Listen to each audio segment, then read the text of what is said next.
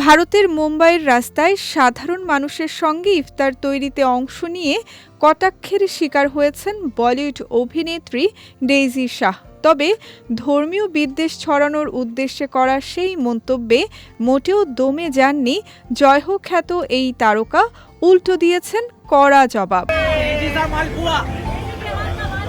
সম্প্রতি সামাজিক যোগাযোগ মাধ্যমে বলিউড অভিনেত্রী ডেইজি শাহর একটি ভিডিও ছড়িয়ে পড়ে।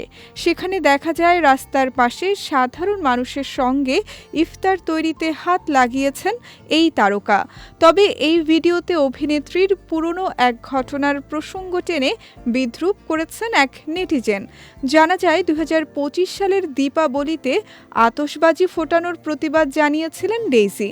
সেই সূত্র ধরেই ওই ব্যক্তি কটাক্ষ করে পোস্ট করেন, ইনি ডেইজি শাহ, আতশবাজি নিয়ে তার সমস্যা, অথচ দিব্যি ইফতারের আয়োজনে অংশ নিচ্ছেন। এমন মন্তব্যের কড়া জবাব দিয়েছেন ডেইজি শাহ। তিনি স্পষ্ট জানিয়ে দেন, জননিরাপত্তার স্বার্থে আতশবাজির বিরোধিতা করা আর ইফতার তৈরি করা দুটি সম্পূর্ণ আলাদা বিষয়।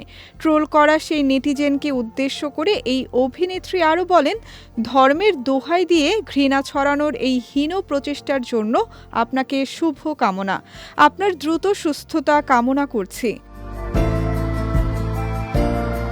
এর আগে ২০২৫ সালে ডেইজির নিজের বাসার পাশের ভবনে অগ্নিকাণ্ডের ঘটনায় তিনি জননিরাপত্তা নিয়ে সোচ্চার হয়েছিলেন।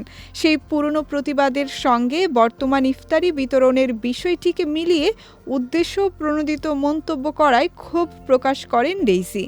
এদিকে কোরিওগ্রাফার হিসেবে ক্যারিয়ার শুরু করা এই অভিনেত্রী ২০১৪ সালে সলমান খানের বিপরীতে অভিনয় করে বিশেষ পরিচিতি পান।